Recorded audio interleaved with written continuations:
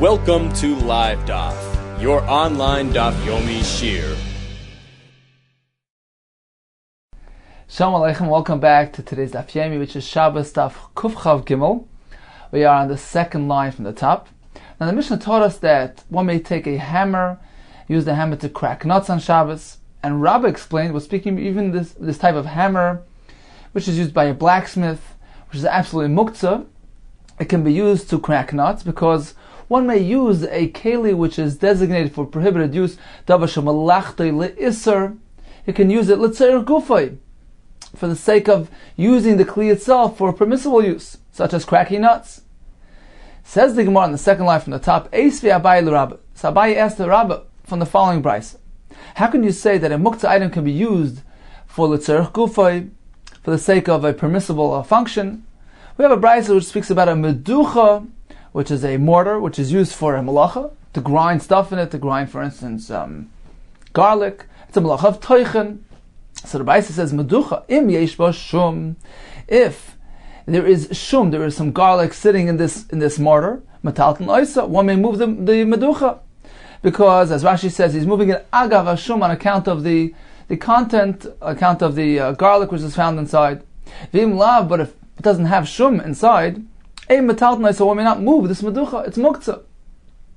So we see that he can't, for instance, if he wants to sit on it, so it's a tzorich gufay, it's for the sake of a tashmish heter, he can't move this thing because it's malachta l'isser.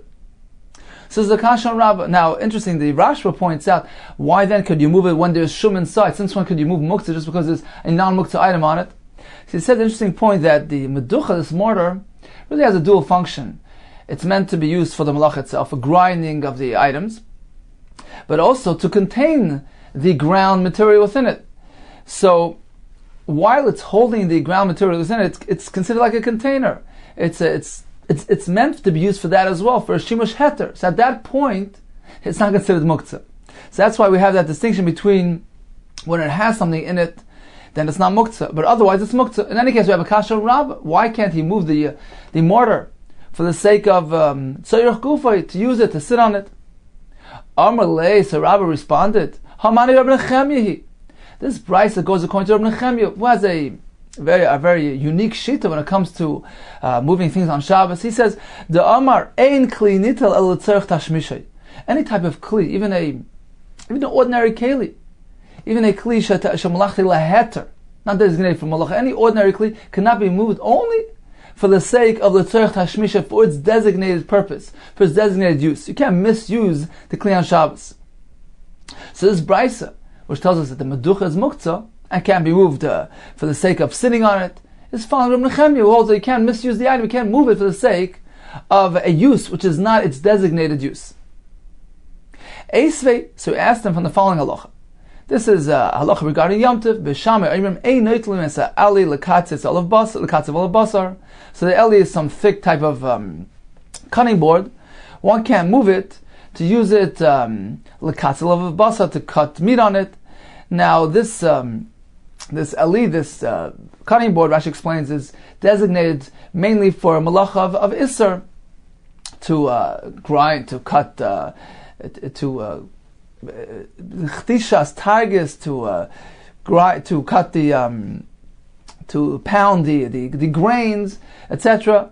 So these things are malachos which are asr, and this tool is considered to be klisha malachta le'isr. So B'Shamai say you can't even use it if you want to cut meat on it on Yom Tov. B'Sil Matir they allow, because there's a special allowance for simchas Yom Tov. V'Shava, now they both agree, Shem Katzav Alav Basar, if you already cut the meat on it, Shasal Tatla, you cannot use it, you cannot move it any longer. So once again we see that a klisha malachti l'isser, which is designated for a prohibited purpose, cannot be used, and it sounds like even l'tzarech gufa, even if he wants to use it to use it for something, to move it for a permissible use, to sit on it, or to use it for a shimush heter. So there's a kasha on Rabbah.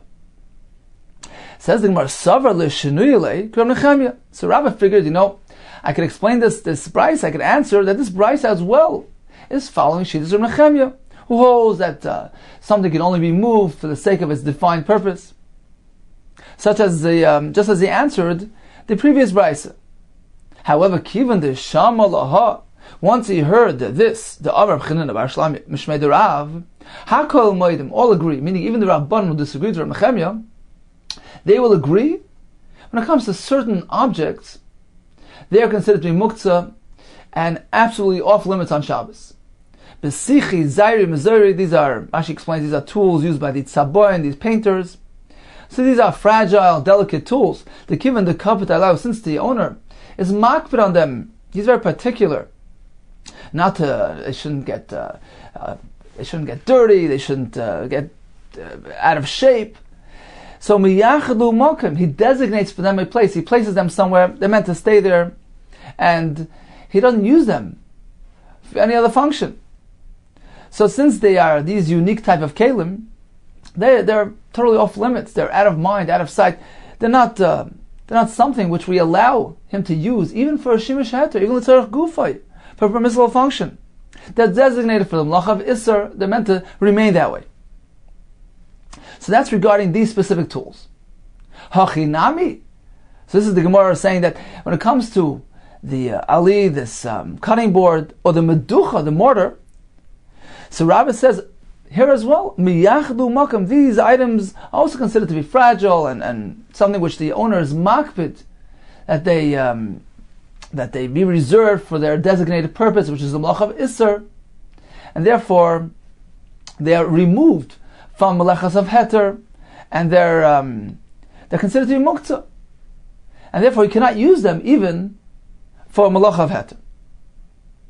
Now, Rav Moshe Feinstein points out that when the Gemara speaks about miyachadu mokim, the Gemara doesn't specifically mean that only in that case is it considered to be muktzah because he designates a place for it. It's simply an example. The Gemara is illustrating the fact that the owner is makpid not to misuse these items. So the Gemara illustrates it in this way, that he's miyachad a place for it. He designates a place where it's meant to stay there. But the Gemara doesn't specifically mean that this is a precondition. The point here is that these things are unique and designated specifically to be used for the melechas Isser, and they're considered to be muktzah, totally removed from being used for other melachas of heter, and therefore one cannot use these even if he wishes to use it l'tzarech gufay for a permissible function. So this explains the halacha of the ali and halacha of the meducha as well. Continues the Gemara. Itmar, we learned Reb Chia bar Abba Rav Yochanan. Kurna shel zahav shaninu. Going back to the hammer, which the Mishnah told us can be used to crack nuts. What type of hammer are we speaking about? So he says, we're speaking about kurnas shel zahavim, these goldsmiths who use the hammer to flatten out the gold, to make plates. He can use even that hammer, even though it perhaps makes it unsmooth by using it for cracking nuts. Nevertheless, they're not makpid, they're not particular about not using the hammer for this purpose, because, as Rashi explains, in any case, they're going to smooth out the hammer. We learned earlier in Masechah Shabbos that their custom of their minhag was to have this block of metal, this anvil it was called, that they would, the sadon, that they would, as they were proceeding with their craft, they would take the hammer and bang it on that smooth thing to smooth out the bottom of the hammer. So in any case, they readjust their hammer constantly, so it's okay. This hammer was intended also for this type of use. So this is the explanation of Reb Chia bar Abba named Rav Yochanan. Kurna shel zahavim shaninu. Rav Shimon bar Abba Amar kurna shel basamim shaninu. Or basamim, that this hammer is speaking about even the hammer used for basamim, for grinding of spices, of fragrances. Although perhaps there's reason to think that the owner is makpid not to get his basamim hammer soiled up. It's okay, it can be used to crack nuts. Says the Gemara, Man the Amar, the basamim, or the basamim, according to this shita, that even the hammer used for basamim is okay to be used to crack nuts. Although perhaps you would think that the owner is very makpid on this type of hammer. Kolshkin the zahavim, certainly the hammer used for the gold, in which the owner is not makpid, certainly in that case it can use it to crack nuts. Man the Amar shel zahavim, however, the other shita which said that this hammer is discussing the hammer of the goldsmiths, so only over there do we say it can be used for cracking nuts. Avol debe samim kapid alayu. However, the one which is used for besamim, no. In this case, the owner is extra makpid on it. He's super particular about it. He doesn't want to use it for other purposes, for nuts, lest it gets soiled, and therefore it's considered to be off limits when it comes to this type of use, and it's muktzah. So in summary, we learned that a kli, which is malachte le'isser, which is primarily used for prohibited work, for malacha, for instance, the kurnas, this hammer used for the zahavim, these goldsmiths, we can use it litzarech gufay, for the sake of its own use, to use it for a permissible use. For instance, cracking nuts. What about a kli which is delicate, fragile, and it's called muktzah machmas chisoren kis? It's set aside on account of the of loss of property, of loss of monetary value, meaning the owner is particular about the use of this thing. He doesn't want it to get ruined, to get broken, to get crooked, get out of shape.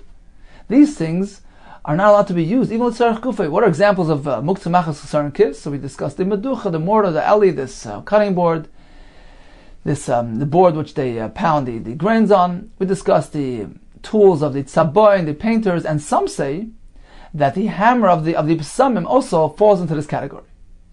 Continues the Gemara. Vesa kush, vesa karkar, tanarabon. Paga, this is a unripe fig, shetamna beteven, which he buried in hay, so that it ripens under there. V'charara shetamna begecholim, or this cake which he buried, he covered with gecholim, with coals. Unfortunately, speak out that we're not speaking about lit coals, in which there's a concern of a malacha of lighting a fire. We're speaking about extinguished coals, which are merely warm. So he's placing the cake underneath there. Now, how does he get to this stuff underneath these installations, which are muktzah? The teven is muktzah because it's meant to be used for cement. The gecholim are useless. So this is a muktzah. How does he get the thing out? Says Tanakama in megula muktzasa.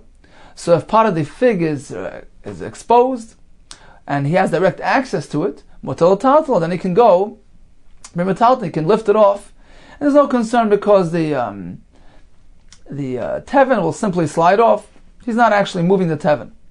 But if there's nothing revealed, there's nothing exposed, in which he has to get through the muktzah to reach his object, asal talta, he cannot be metaltlet.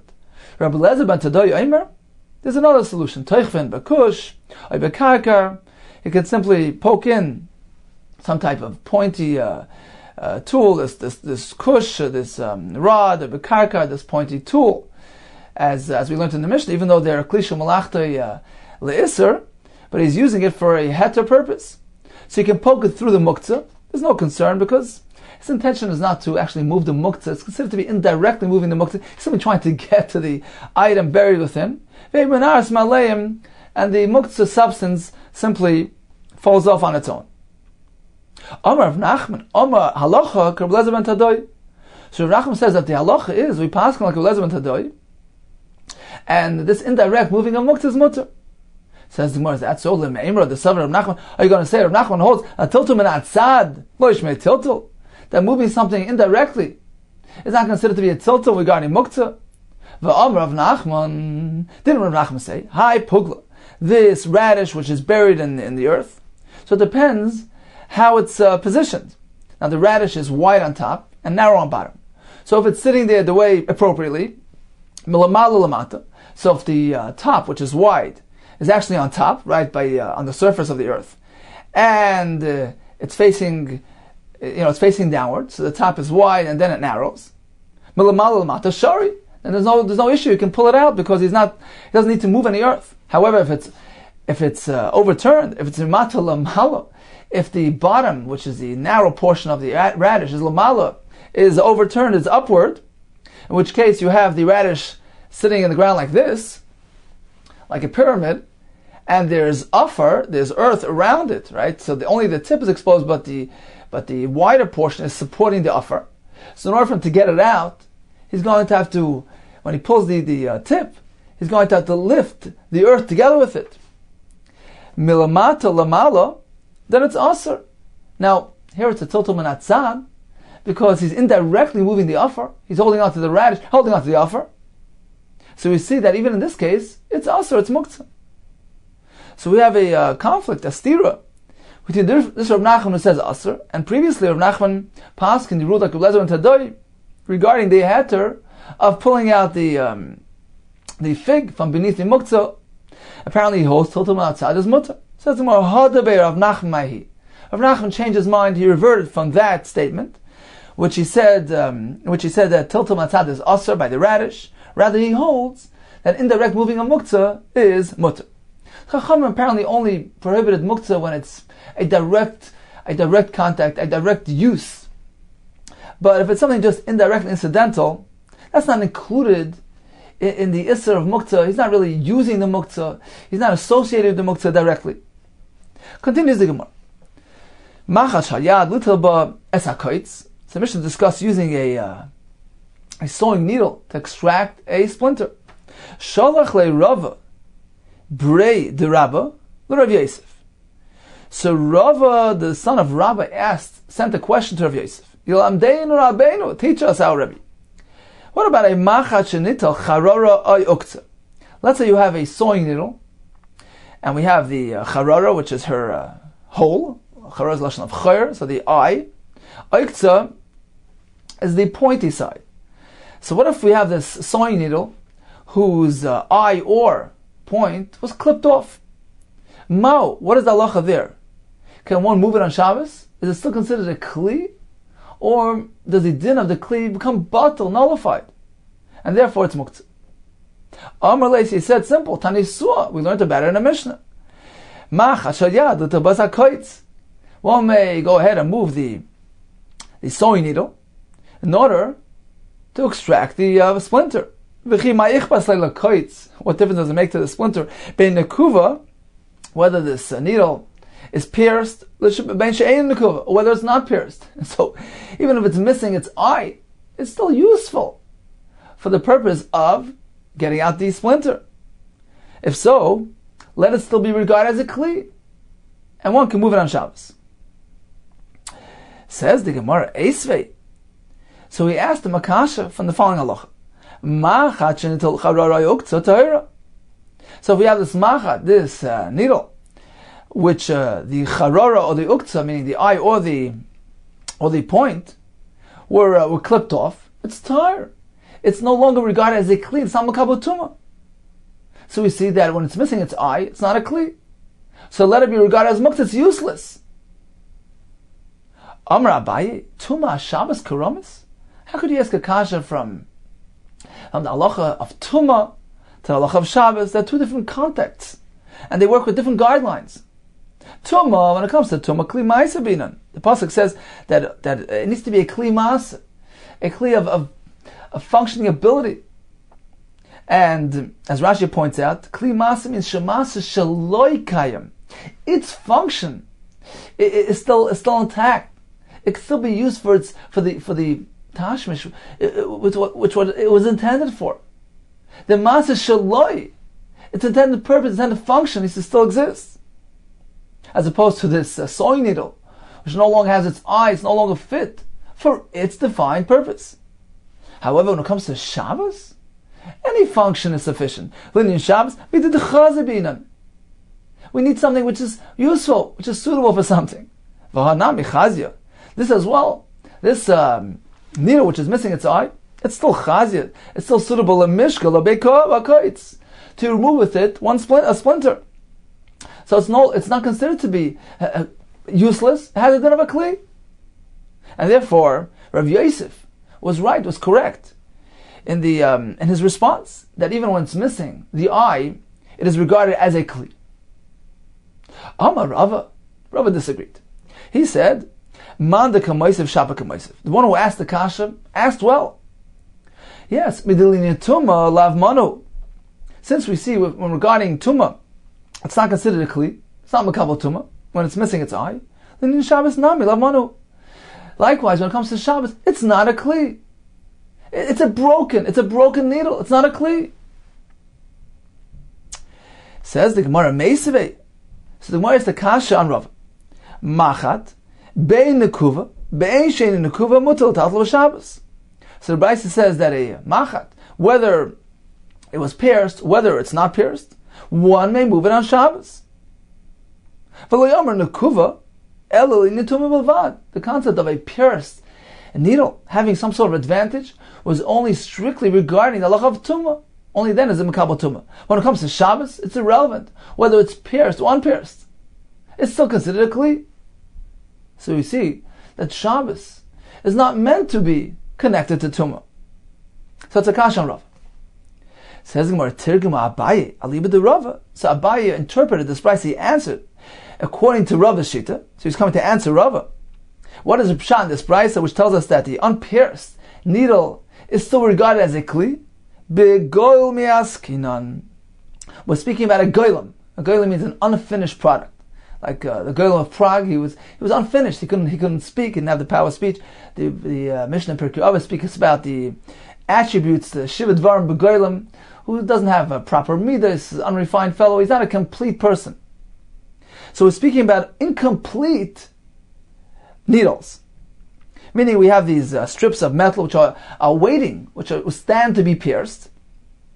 In which case, it's not considered to be a proper kli for tumah, because in order for a kli to become a tumah, it needs to be nigmar malachta, the work, the fashioning, the forming of the kli needs to be completed, needs to be finished.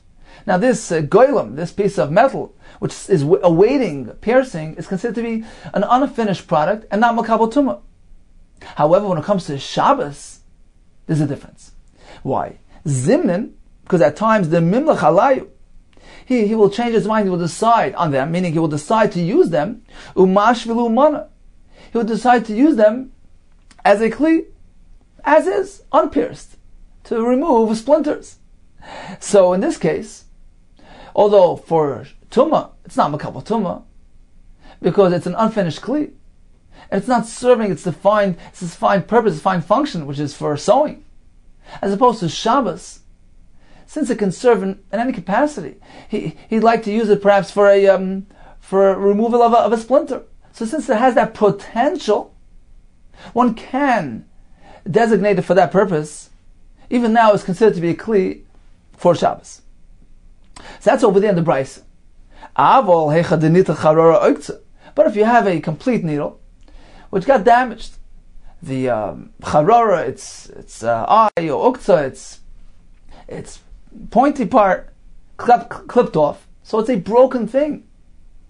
Adam zerkel begutois. One simply throws it away into amongst the scrap, and therefore the din kli is batal. The utensil status of it, this utensil status becomes nullified, and therefore, according to Rava, it is muktzah on Shabbos. So you have that distinction between an unfinished kli, which is considered a kli for Shabbos, as opposed to a broken kli, which is not. So in summary, if we have a machat, this needle which does not have an eye, so when it comes to halacha of makabel tumah, where the pasuk says kli masa, has to be serving its designated function, has to be considered a complete kli. So it doesn't matter why it's missing its eye, whether it's golmei, it's speaking about an unfinished kli, or whether it was already previously completed, but nital chayra, the chayra got clipped off, it's not makabel tumah, as opposed to Shabbos.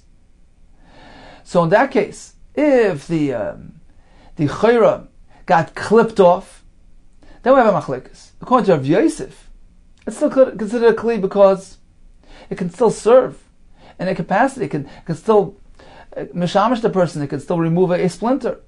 According to Rava, a broken needle is not reckoned with, it's batal, it's nullified, it's not a kli.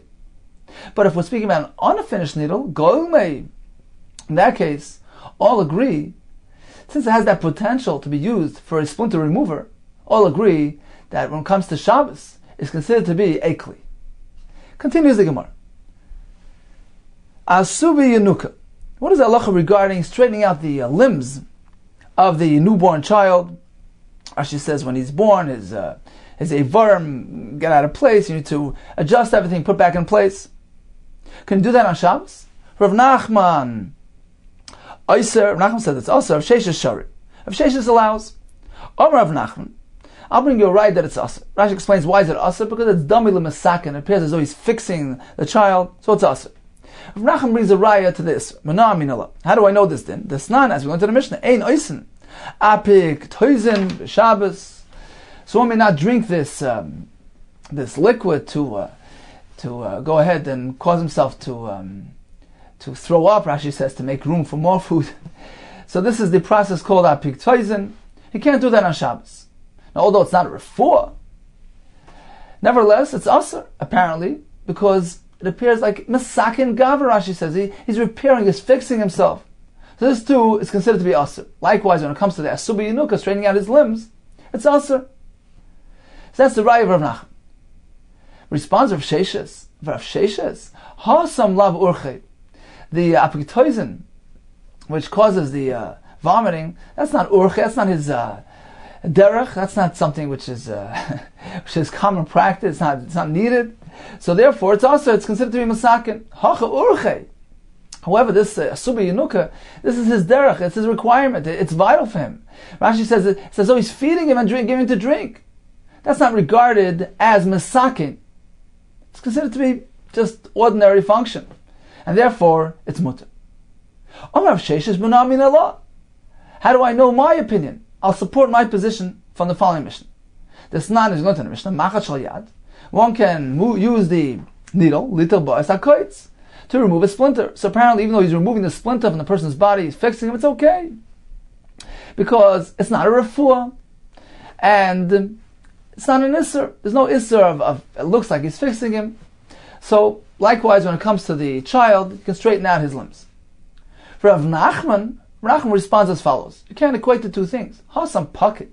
In the case of the splinter, it's paket, it's embedded in the person.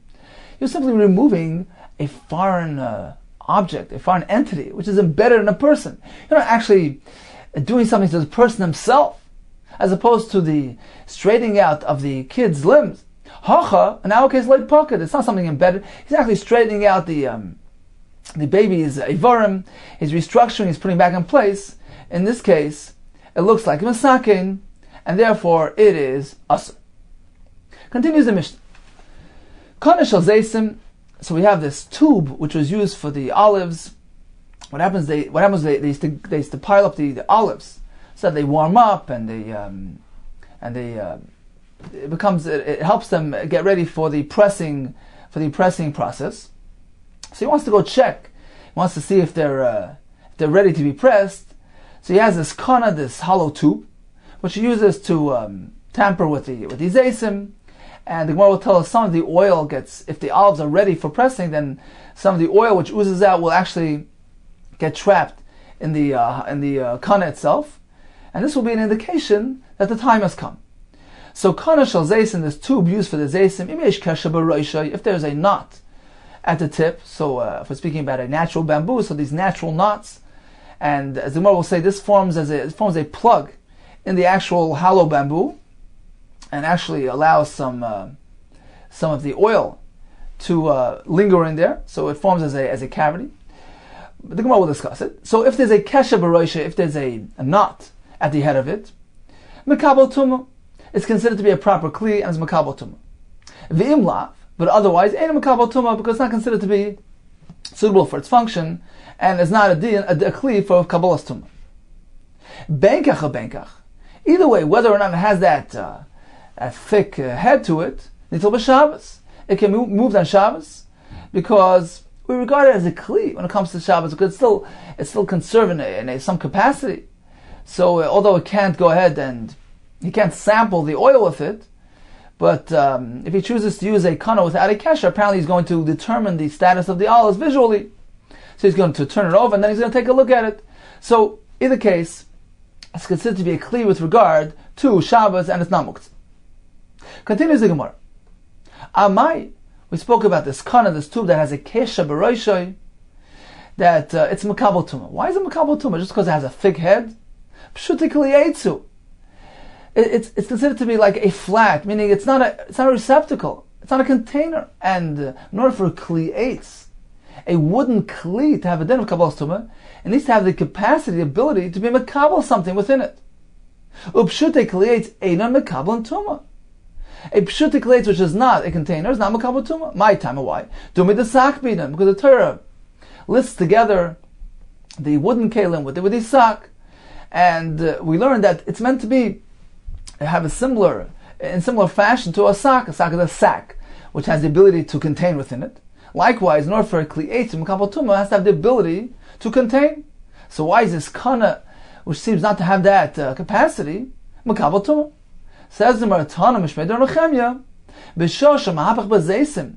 So when he overturns those olives, so he turns over this kana, takes a look at it, and takes a look at the kana, meaning that there is some sort of cavity. So this plug on top of it actually forms some sort of cavity, which has the ability to receive some of the oil. So when he overturns the zaysim, if the zaysim are ready to be pressed, there's going to be some oil oozing out, which will get trapped into the cavity on top of the kana, in which case, obviously this kana is a makabel, it's a kli which is makabel, has the ability to receive, and therefore it's makabel tumah. Continues the Gemara. Rabbi Yossi, all types of kelim can be moved on Shabbos. Speaking about even klisha malachta le'isser, designated for malacha purpose, in which case you can move it for certain reasons, as we spoke earlier. But that is only by other kelim. There are some kelim that cannot be moved absolutely ever, because as we discussed earlier, they're designated by the owner for their specific function. They're fragile, they're delicate, they're called muktzah machmas on account of chisaron kis, of losing property, of losing their value, on account of hefsid. The Mishnah will give us some examples, the Gemara will actually add to the list. So again, Rabbi Yossi says all kelim can be moved except chutz min masar gadol, this large saw, v'yasar shemachresha, this part of the plow, which actually the Rashi calls it it looks like a kli gadol asay kisakin, like a knife, which is it's a sharp part used in the plowing process. So this generates the furrows. So these are fragile, these are delicate, and one designates it for its purpose and for nothing else. And therefore, you cannot use these on Shabbos at all. The Gemara will proceed and give us another couple of examples of this category. Omar of Nachman, hay uchla de katzri. So this kli, this type of bowl, which is used by the launderers, that is also regarded ki yasad shemachresha damya, that has the din of al yasad shemachresha mentioned in the Mishnah, which is muktzah machamas chesaron kis. It's set aside for its use and for nothing else. Amar Abaye, he's going to add another 3 examples. Charbad de ushkefi, this knife used by the shoemakers, v'sakina dashkavta, and this knife of the butchers, v'chatzina de nagri, this type of axe used by the carpenters.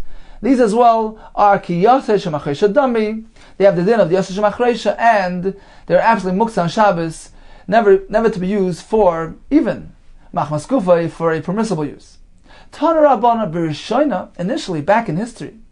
So this was, Rashi says, this was during the time of the second Beis Hamikdash, in time of Nehemiah ben Chachlaya.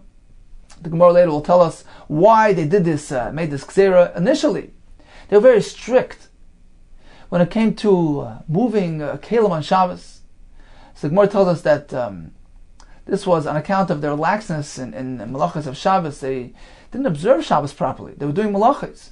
So Chachamim went ahead and acted very stringent isurim, takanos, limited their ability to move around items, so that this will raise the awareness, will spur them on to improve in their shmiras and their observance of Shabbos. So they employed very strict rules. B'Rishayna initially hayu oimrim, so they would say shloisha kelim etal b'Shabbos. You can only move 3 kelim on Shabbos. What are they? Miktzei shel dveila, a knife used in for the dried figs. V'zuam alistran shel kedera. So this was some type of spoon used to remove the zuama, the waste of the kedera of the pot. V'sakin ktana shel gaba shulchan, and the small knife used on one's table. So Rashi explains that these things were commonly used. The Chachamim allowed them to move around at least these items. Now Tosfos points out here, and of course we're not speaking about kelim which have the ability to contain, for instance, kaisais, ka'arais, sloichiais, cups, plates, bowls. These aren't containers. These certainly were not included in the Isser. We're speaking about something which does not have the ability to contain. So the Chacham limited the heter specifically to only these 3 things, but nothing else can be moved on Shabbos. Even the kli which is not designated for malacha.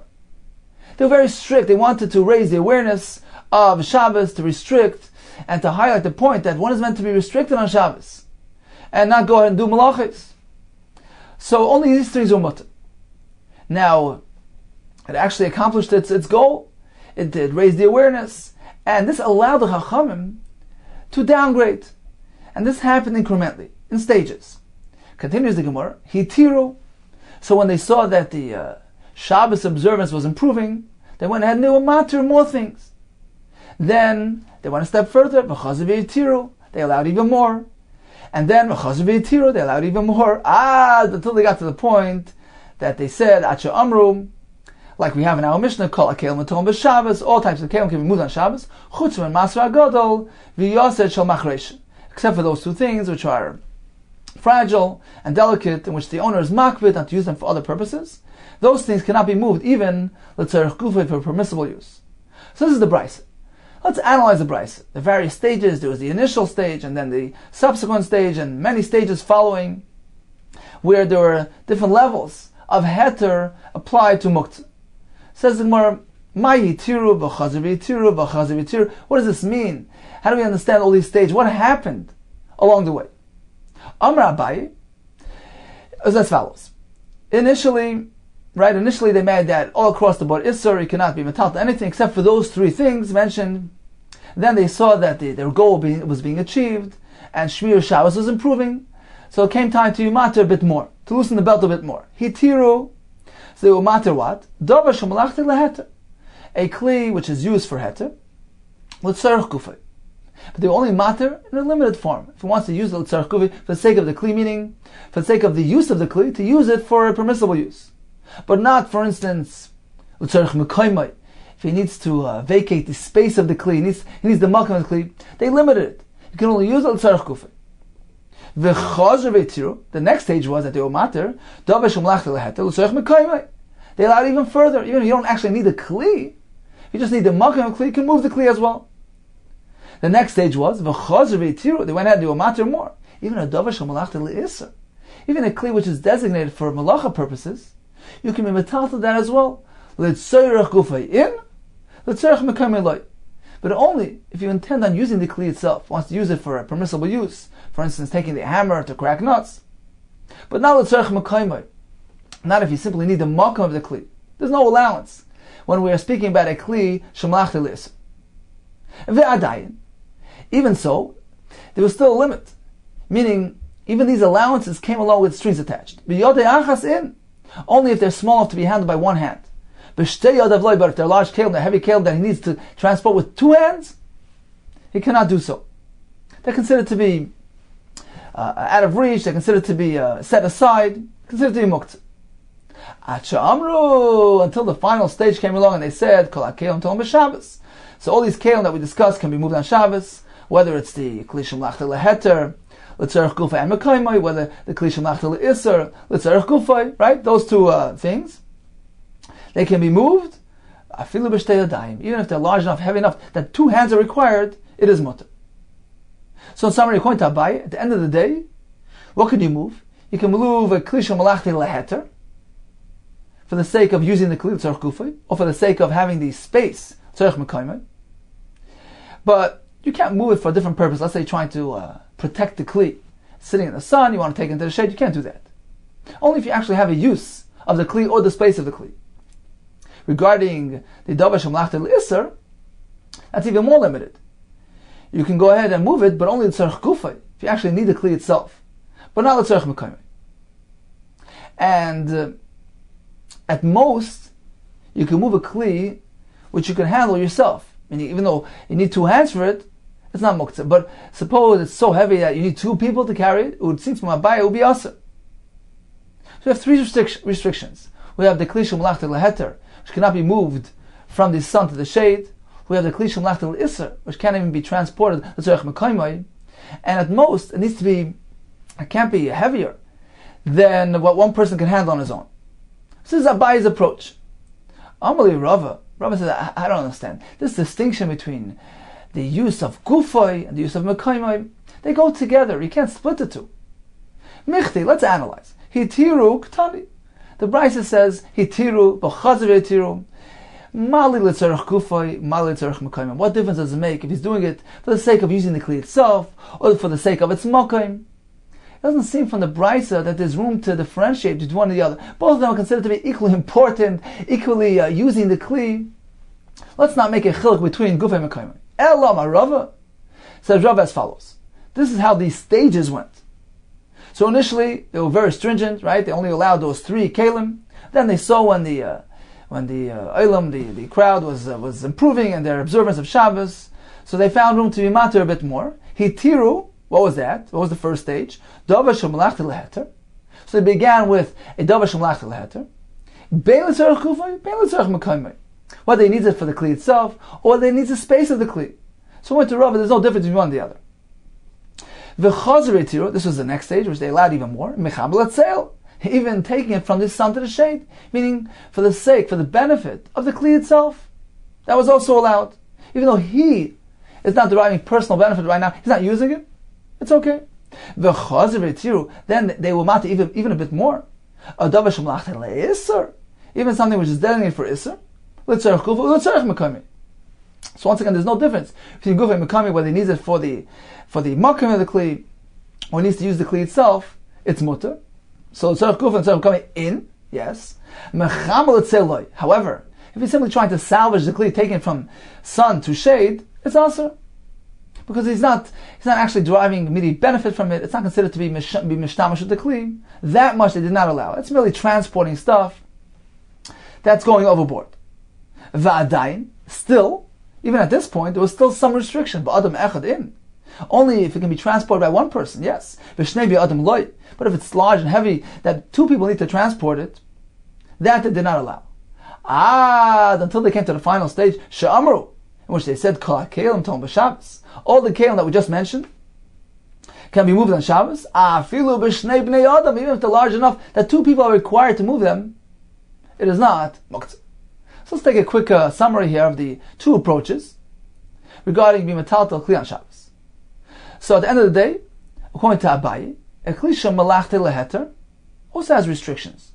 You cannot move it from the chama to the tzeil. It's only if he has personal hana from it, if it's for his own shimush right now, gufoy mekayma, but he's simply trying to salvage, protect the kli, that's not allowed. Likewise, according to Abaye, if it needs to be transported by 2 people, that's considered to be muktzah, that's designated, that's set aside. It's not your typical kli, which is considered to be like ordinary kli, which is meant to be moved around. It's meant to stay in one place. It's set aside. That was not included in the heter. According to Rava, there's no restriction when it comes to kli shel malachta leheter. You can move it, whether it's for the sake of using it, sake of preserving the kli, and even if it's large enough that 2 people need to transport it, there's a heter there as well. What about a kli shel malachta le'isser? So according to Abaye, it's a chiddush here, that only the tzarech gufay, if he needs the actual kli itself, can he move it. But the tzarech mekaymai, for the space of the kli, that's not considered to be a considerable enough function. Chacham did not allow in that case. According to Rava, it's mutter whether it's the tzarech gufay or the tzarech mekaymai. The only time there's a restriction is if he doesn't actually need the kli. He's merely moving it mechamel itself from sun to shade, in which case he's not actually using the kli, and it's us. Now all agree that a kli, which is muktzah machmas chisoren kis, on account of its liability, of the fact that it's fragile and delicate, all agree that it's aser, can't move it, tzarech gufoy or mekaymai, certainly not mechamel etzel. And we have an example, we have a list of several kelim mentioned earlier which fit that category. Continues the Gemara. So regarding again a kli shel malachta le'isser, Abaye maintains it can only be moved with tzarech gufay, and according to Rav, even with tzarech mekaymai. Eisvei Abaye. So Abaye asked him a kasha on the following brayso.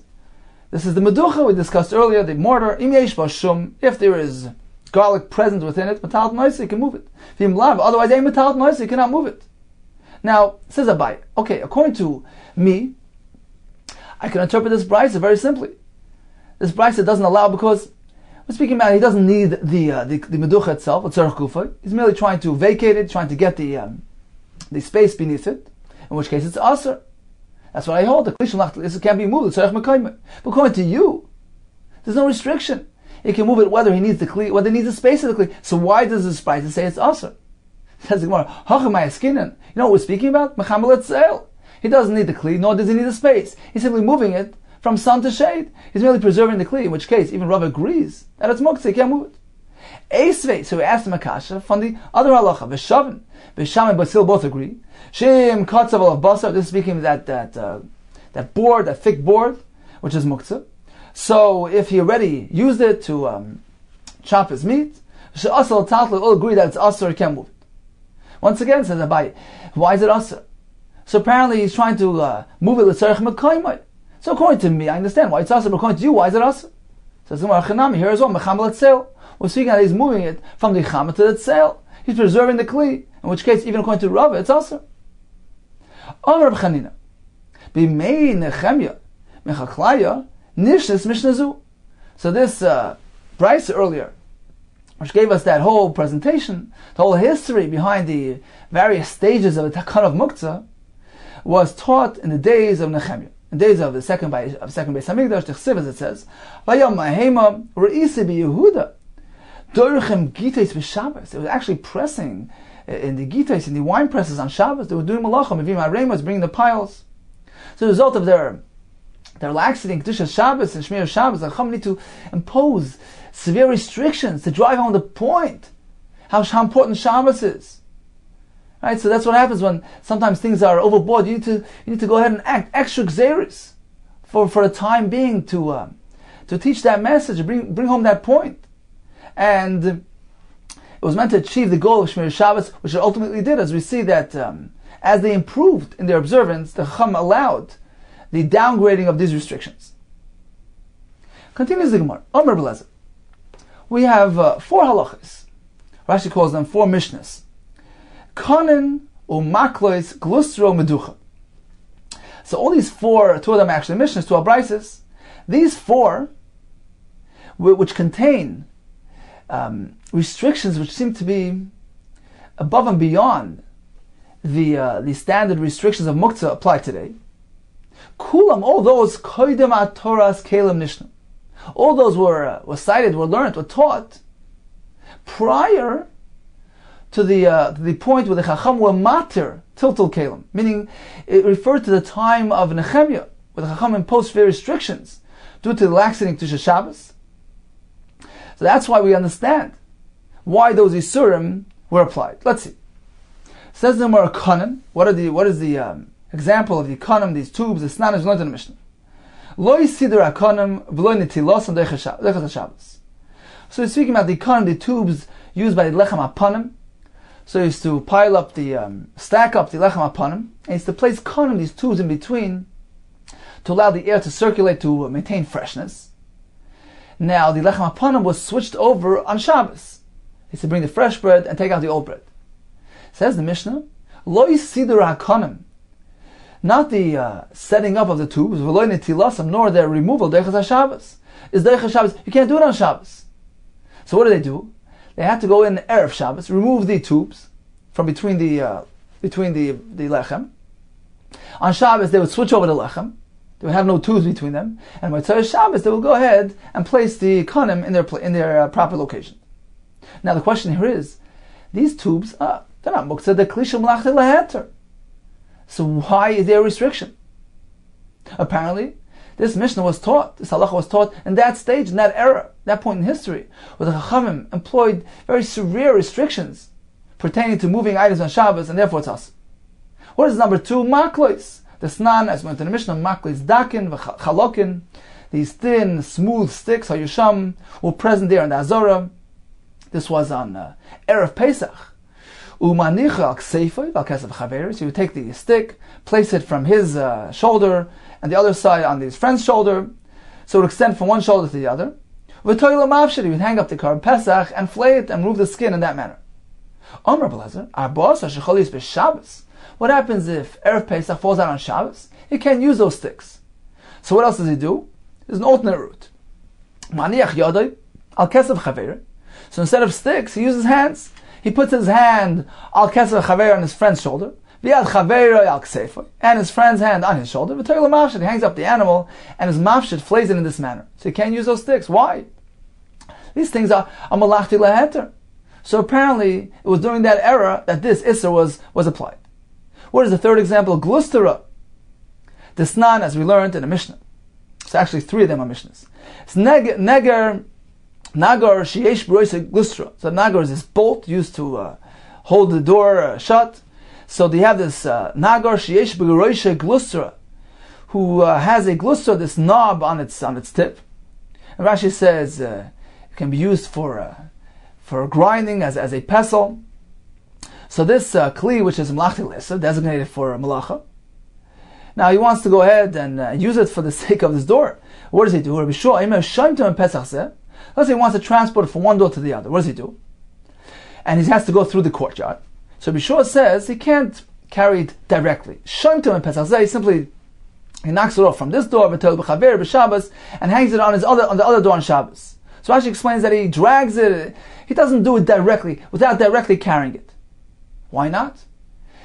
Even though it's malachti le'isser, it's designated for malacha, but he's using the tzarech gufay. He's using it for the sake of he's using the kli. He's using the cleave itself. It's a tzarech gufay for a permissible function. So you see, there's an isser, even in that case. There's no concern here. It's regarded like the other kelim, metaltal b'chatzer, and one can directly transport it through the chatzer. So we see in any case, according to Bishua, we restrict something which is generally not restricted. Apparently, it was referring to that era in history. Finally, number 4 is meducha, the price of meducha, damar. As we said earlier, we cannot transport that mortar, even though he needs it. He needs the tzarech gufa, he wants to sit on it. It's also apparently, it was said during that point in history. Amar Rabba. Rabba responded as follows. How do you know that this is the basis, the reason for the Isser? Dilma, perhaps, I'll tell you, and all 4 halachas were actually taught after the Chachamim downgraded, they applied heter to be metaltal kelim. And there's a separate reason for each halacha, why they're Asr, unrelated to that gzera during the time of Nehemiah. Explains Rabba. Konim, what's the restriction regarding the tubes of lechem upon him? Taimamai. Why would they need it? Mishum efushi, on account of preventing spoilage. By purta lemiapish. This little short amount of time, a couple of hours from Shabbos to Motzei Shabbos, it won't get spoiled. There's no need to transport these tubes. Makles. Why can't you move those, use those sticks on Erev Pesach? Efshekar belezer, because there's an alternative route. There's Rabbi Lezer's a solution. Just use your hands. Glustra. What about the case of that nagar, that bolt? What's wrong with moving that? Because Rabbi Yanai, it's unrelated to muktzah. The reason is like Rabbi Yanai said. Rabbi Yanai. We're speaking about transporting it through a courtyard which has no erev. So it has no erev chatzeres where the owners of the chatzer combined their ownership. So one may not be metaltal a kli from the bayis, which is a privately owned domain, to the chatzer, which is considered to be a shared area. It's like taking from Shesayach Shesarab. So unless there's an erev chatzeres which combines the ownership of the chatzer, you can't transport from the bayis to the chatzer. So speaking about a chatzer which has no erev. So what's the problem? Rabbi Yeshua Savar, Rabbi Yeshua does not allow carrying the nagar. He holds this nagar, which is found within the doorway, it appears like it's in the house. And therefore it appears, when he would transport it through the chatzar, it appears as though become a taltal mana debatim b'chatzar. He's carrying the mana debatim utensil of the home in the chatzar, and it's not allowed. Therefore, he says he must drag it. He can't carry it directly. It's a chiddush that since it's not directly carrying its mutter. Rav Tarif Mesaber, there's no concern. This nagar which is found in the doorway, it's as if it's sitting in the chatzar. Umana the chatzar, utensil kli of the chatzar, which is found in the chatzar, but chatzar kamataltal, he's carrying it through the chatzar. He's not taking something from the bayis to the chatzar. There's no concern, but it's unrelated to muktzah. Finally, meducha. What about transporting? Why can't he take that mortar to sit on it? That Bryce is Ramachemia, mentioned earlier, who applies severe restrictions on Shabbos. One can only move a utensil for its defined purpose. Use a meducha to sit on it. That's not called tashmisha hamiyuchad. That's not its designated defined purpose, and therefore you cannot transport it for that purpose. Okay, time for a brief review of today's daf. We began with a klisha malachti l'isser, which is designated for malacha purpose. He can be metaltalit with tzarech gufay if he needs the kli itself for a permissible function. What about a kli which is fragile and delicate, muktzah machzor and kiss? It's asr. It's designated for its malachas isser, not to be used for anything else. We discussed the halacha of total min atzad, indirect moving of muktzah. We have achlekes. The Gemara spoke about a machat, a sewing needle which is missing its eye. So when it comes to tumah, it's not makabel tumah. It's not suitable for its defined function. When it comes to Shabbos, then if it's golmei, meaning it's an unfinished needle, all agree it's considered to be a kli because it can be used potentially to remove a splinter. If it's a needle whose eye got clipped off, according to Rav Yosef, it's still a kli because it's usable for the splinter. According to Rava, it's batel, it's no longer regarded as a kli. He tosses it amongst the scraps, it's not a kli. We learned the machlekes regarding straightening out the limbs of the newborn, whether it's considered to be like feeding and drinking and giving him to drink, or it's considered to be a tikkun or it's aser. We learned about being metaltal a kli, if it's melachte leheter, used for a permissible function. According to Abaye, there is a surim, taking it to the shade, or if it's too large for one person. According to Rava, there's no restriction here. When it's a kli shel melachte le'iser, according to Abaye, he cannot move it l'tzorech mekoymai, if he only needs the space. According to Rava, he can. The only time he can't, if he's moving it to the shade, for the sake of the kli. And finally, a kli, which is muktzah machzor and kiss, there's no heter at all, because it's designated for its prohibited use, not meant to be used for anything else. And finally, we end up with the 4 halachos, and 2 approaches of how to interpret them.